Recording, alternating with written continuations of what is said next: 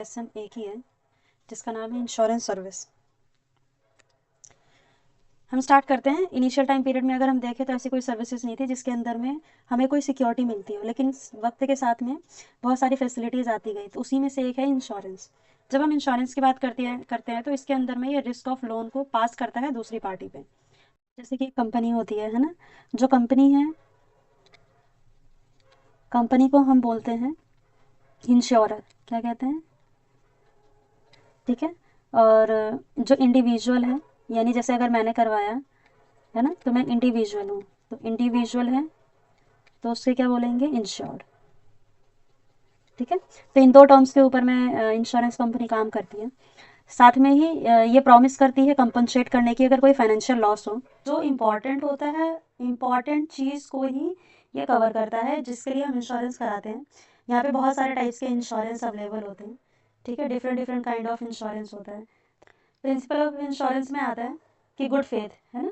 तो इंश्योरर यानी कंपनी का और इंडिविजुअल का एक दूसरे के ऊपर में फेथ होना ज़रूरी है कि जितनी भी इंफॉर्मेशन प्रोवाइड की जा रही है वो सारी की सारी करेक्ट है, ठीक है, और क्लियर है। क्लियर इन द सेंस उसके अंदर में कोई भी किसी भी तरह का हिडन इंफॉर्मेशन नहीं छुपा है ना। टर्म्स एंड कंडीशन उसमें कोई इंडिविजुअल नहीं है। तो ये क्या करते हैं, प्रोवाइड करता है clear and concise information about the terms and condition of the contract. क्योंकि दो लोगों के बीच में होता है, लोग इन द सेंस दो कंपनियों के बीच में होता है, इसलिए इसको बोलते हैं कॉन्ट्रैक्ट। प्रॉक्सिमेट का मतलब है जो एक्सपीरियंस हुआ है, ओरिजिनल में जितना लॉस हुआ है ना, सिर्फ उसी को ही अवेल करना है, ठीक है। और जैसे एग्जांपल में इसका एक और एग्जांपल हम ले सकते हैं। कोई ए पर्सन है और बी पर्सन है। ए पर्सन ने इंश्योरेंस करवाया है, ठीक है। ए पर्सन ने इंश्योरेंस कराया, एक ड्राइव करके जा रहा है, ठीक है, और बी भी ड्राइव कर रहा है, बट बी की गलती की वजह से ए की गाड़ी में बहुत ज़ोर से धक्का लग जाता है, यानी एक्सीडेंट हो जाता है। तो ओरिजिनल में कॉज कौन है, बी है। तो इंश्योरेंस कंपनी को ये भी देखना पड़ता है ओरिजिनल कॉज इट सेल्फ ना हो, वो खुद ना हो, है ना। तो इस केस में क्या करेगी, जो ए ने जितना इंश्योरेंस कराया है गाड़ी का, वो पे ऑफ कौन करेगा, कंपनी करेगी, इंश्योरेंस कंपनी करेगी। इसी को ही बोला जाता है प्रिंसिपल ऑफ प्रॉक्सिमेट कॉज, यानी principal of insurable interest. Insurable interest refer करता है सब्जेक्ट मैटर को। जैसे अगेन एक का ट्रांसफ़र ये दूसरे के इंटरेस्ट के लिए नहीं होता है। ऐसा नहीं है कि अगर मैंने कोई इंश्योरेंस कराया है तो उसका बेनिफिट किसी और को मिल जाएगा, ठीक है। इसीलिए इसे कहा जाता है principle of insurable interest.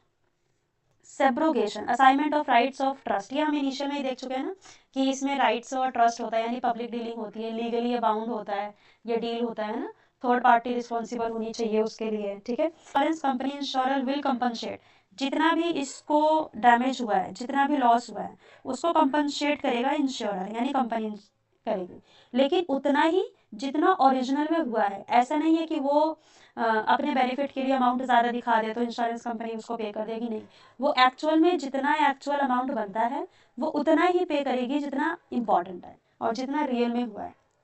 Principle of indemnity, ठीक है, वैल्यू ऑफ लॉस, यानी जितनी लॉस की वैल्यू है उतना ही पे करना। ऐसा नहीं है कि पेमेंट जो ओरिजिनल उसका अमाउंट है उससे ज़्यादा का हो। नेक्स्ट आता है according to this principle insure will be compensate only for his actual loss, ये मैं पहले भी बता चुकी हूँ इसे प्रीवियस वाली स्लाइड में।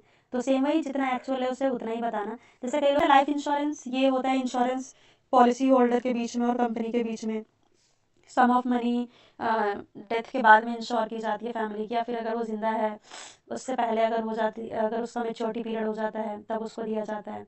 ये ऐसा इसलिए ये लाइफ इंश्योरेंस इसलिए लिया जाता है कि अनसर्टेनिटी हमारी लाइफ में होती है, वो कभी भी मिस हैपनिंग हो सकती है। यहाँ तक कि लाइफ इंश्योरेंस जब हम करवाते हैं तो उसके अंदर में जो फ्यूनरल वगैरह एक्सपेंसेस होते हैं ना, अंतिम संस्कार के लिए जो खर्चा आता है, वहाँ तक पेमेंट लाइफ इंश्योरेंस कंपनी करती है, ठीक है। और अगर डेथ हो जाती है, डेथ होने के बाद में ये पॉलिसी का बेनिफिट इंश्योर्ड पर्सन ने जिसको नॉमिनी बनाया होगा ये उसको बेनिफिट मिलता है। फर्स्ट आता है प्योर प्रोटेक्शन। प्योर प्रोटेक्शन मतलब सिक्योर, ये क्या करता है, secure one's family future by providing a lump sum, है ना। जैसे इंश्योरेंस टर्म पॉलिसी, अब किसी कोई ए पर्सन है, ए पर्सन ने लाइफ इंश्योरेंस लिया है, अनसर्टेनिटी वो इस दुनिया में अगर नहीं रहा तो उसने जितने का भी उसका बनता है वो सारा उसकी फैमिली को ट्रांसफर हो जाता है ना।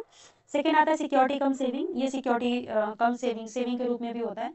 अब ये ज़रूरी नहीं है कि लोग सिर्फ इसीलिए लिए, वो बल्कि सेविंग के पर्पज़ से भी रहते हैं कि कल को मान के चलो अगर हमें बहुत बड़ा घर लेना है, ठीक है, या फिर हमें फंडिंग रेज करनी है, बच्चों के एजुकेशन में पैसा खर्च होगा, तो उसलिए वो ऑलरेडी पहले से लाइफ इंश्योरेंस लेके रखते हैं ताकि आने वाले टाइम पे उनको इतने एक्सपेंसेस जो हो वो भारी ना पड़े, और वो कुछ अमाउंट सेव करके रख ले अपने बच्चों के फ्यूचर के लिए, अपने बुढ़ापे के लिए भी।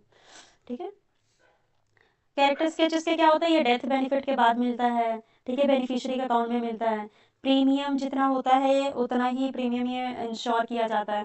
ये नॉमिनी या बेनिफिशियरी के अकाउंट में डायरेक्ट ट्रांसफ़र होता है। अब तो ऑनलाइन का ज़माना आ गया तो सारे प्रोसेस बहुत जल्दी हो जाते हैं, बट एक मिनिमम इसकी रिक्वायरमेंट होती है, उतना उसको फुलफिल करना होता है। नेक्स्ट आता है benefit of life insurance. Benefits में पहला तो ये आता है कि ये रिकॉर्ड रखता है पूरे, ये रिपोर्ट रखता है पूरी मनी की, है ना, फंडिंग की कि कैसे है, कैसे नहीं है। सेकेंड, ये डिडक्शंस के बेनिफिट में आता है। Income tax section under 80C के अलाउ अलाउ करता है ये, और इसमें मीन्स ये टैक्स नहीं लगता है इस पर। और ये अगर कभी भी कॉस्ट ऑफ कवर करना हो बच्चों के कॉलेज का, या फिर उनको अगर आने वाले टाइम पे नीड हो, स्टूडेंट लोन की ज़रूरत हो, तो ये वो भी प्रोवाइड करता है। तो लमसम में देखा जाए तो इसके बहुत सारे बेनिफिट्स होते हैं। ठीक है। क्रोनिक इलनेस आ गई, यानी ऐसी ऐसी बीमारी जो जिसका ट्रीटमेंट बहुत ज़्यादा लंबे टाइम पीरियड तक चले, मोर देन 12 मंथ्स चलता है ना, उसमें भी ये हेल्प करता है रिकवर करने में अमाउंट को। डिसएडवांटेज क्या है, ये बहुत पुराना है देखा जाए ना, ये कोस्ट इसका ये ज़रूरी नहीं है जो आज मार्केट वैल्यू मनी की है वही कल भी मार्केट वैल्यू मनी की हो, ऐसा इंपॉर्टेंस नहीं है। क्यों? क्योंकि अगर आज हर साल अप्रॉक्सीमेट 7 to 10% जो महंगाई है वो बढ़ती है, तो इसका मतलब मनी की वैल्यू वो कम हो रही है ना। तो इट मीन्स ये ज़रूरी नहीं है आज का 10 लाख आने वाले 2 साल बाद में या 10 साल बाद में 10 लाख वैल्यू देगा, नहीं। ऐसा हो सकता है आज का 10 लाख आने वाले टाइम पे 7 लाख के बराबर हो। ठीक है, इसलिए बोला गया इसे। ये डिफ़िकल्ट है प्रोडिक्ट करना, क्यों? क्योंकि मार्केट के टर्म्स एंड कंडीशन पे चलता है, तो दैट्स वाई ये कुछ इसके लॉस है। कभी ऐसा होता है मार्केट कंडीशन अगर अगर अकॉर्डिंग ना रहे तो हम लोग ज़्यादा पे कर देते हैं और रिसीव कम होता है एग्जिस्टिंग प्लान में। कंज्यूमर को ये कंफ्यूज कर देता है। रीज़न मीन बहुत अलग अलग पॉलिसीज़ होती हैं, उनके फीचर्स डिफरेंट होते हैं, तो उनको चूज़ करने में बहुत डिफिकल्टी होती है।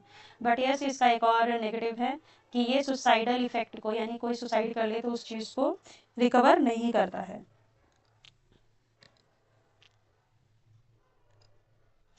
Next one, comparison of policies offered by different life insurance companies. पहला आता है term life insurance of term policy, जो फिक्स टाइम पीरियड के लिए होती है ना, टर्म मतलब फिक्स टाइम पीरियड के लिए हो, स्पेसिफिक टाइम पीरियड के लिए हो।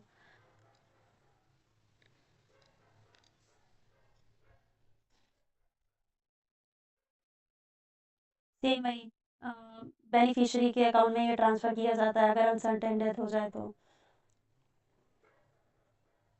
ये ज़्यादातर पॉपुलर है और कंसीडर्ड है, ये सिंपलेस्ट फॉर्म में है, इसलिए लाइफ इंश्योरेंस से थोड़ी ईजीएस्ट होती है ना। और साथ साथ में ये डिफरेंट फीचर प्लान करती है, हाई अमाउंट का कवरेज देती है, क्रॉनिक डिजीज़ में भी काम करती है ये। और इसमें जितने भी पॉलिसीज़ है वो बहुत ज़्यादा चीपर है, यानी कम वैल्यू में मिल जाते हैं। अब तो शायद टैक्स के डिडक्शंस में आ गया है, तो टर्म इंश्योरेंस आई थिंक 100 रुपये से शुरू हो जाती है अगर अर्ली एज में लिया जाए तो, है ना। इसे यूनिट लिंक्ड इंश्योरेंस प्लान के नाम से भी ज़्यादातर जाना जाता है। गवर्नमेंट भी बहुत इसे प्रमोट करती है। ऑफर फ्लेक्सिबिलिटी होती है, आपके पास में ऑप्शन होता है मूव करने का कि आप इक्विटी में जाना चाहते हैं या डेप्ट फंड में जाना चाहते हैं। तो इससे डिपेंड करता है, इससे क्या होता है अमाउंट जो होता है वो डिक्रीज़ हो जाता है। अगर आपको पता है कि शेयर्स की वैल्यू बढ़ी है ना, तो शेयर्स में किसकी वैल्यू बढ़ी आप उसके अकॉर्डिंग जा सकते हैं। और ये अलाउ करता है विड्रॉल पार्ट, है ना, अगर आपका मनी आपको जब ज़रूरत पड़े तो आप विड्रॉ कर सकते हैं। ठीक है, आप ये भी चूज़ कर सकते हैं इसे कहाँ इन्वेस्ट करना है ना, आप अपने रिस्क के अकॉर्डिंग इसे चूज़ कर सकते हैं। तो इसे इसीलिए इसे बोला जाता है टर्म पॉलिसी, है ना। नेक्स्ट वन आता है इंडोमेंट पॉलिसी। या डेथ के बाद में ये पेमेंट की जाती है इसकी। टिपिकली ऐसा देखा जाता है ये 10 15 या 20 सालों में लमसम सर्टेन एज तक होती है। कुछ पॉलिसीज़ ऐसी होती है जो क्रिटिकल इलनेस में भी काम आती है। पॉलिसी होल्डर को रिस्क फ्री सेविंग मिलता है। ये प्रोवाइड करता है फाइनेंशियल सिक्योरिटी को उनकी फैमिली में in case of unfortunate event अगर हो जाता है तो।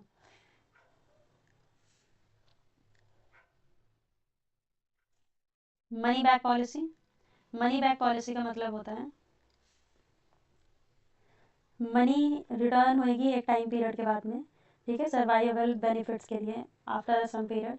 जैसे मेच्योरिटी, लेट सपोज आपने इंश्योरेंस कराया, ठीक है, वो 15 ईयर्स का था, आपने ऐसी मनी बैक पॉलिसी ली है कि मैं 5 या 7 ईयर्स तक उसको भरूंगी जितना अमाउंट है, ठीक है, फिर उसके बाद मुझे मनी बैक चाहिए 8th ईयर से, ठीक है। अब 8th ईयर से आपके पास में उसका कुछ कुछ अमाउंट मनी बैक होता रहेगा, बट जैसे ही कुछ अमाउंट बचेगा, अप्रॉक्सीमेट 50% तक बचता है, तो एक साथ आपको मेच्योर होने के बाद में अमाउंट दिया जाता है।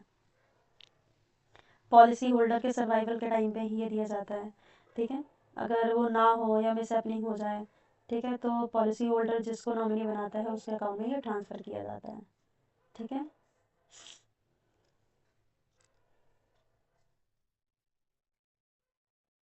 रिटायरमेंट प्लान, जैसा कि नाम से लग रहा है कि ये फ्यूचर प्लान होता है, ठीक है, इसमें स्टडी इनकम नहीं होती है। ये हेल्प करता है स्टेबल रेगुलर इनकम के लिए, ताकि सोर्स ऑफ इनकम ये प्रोवाइड किया जा सके। अगर कंटिन्यू करना चाहते हैं तो ये एक तरह से टेक केयर एक्सपेंसेस को भी बियर करता है आफ्टर रिटायरमेंट, ठीक है। ये जनरेट करता है रेगुलर इनकम को इन फॉर्म ऑफ पेंशन के रूप में, ठीक है। इसके अंदर में इंक्लूड डेथ बेनिफिट्स भी होते हैं जो फैमिली वालों को मिलते हैं।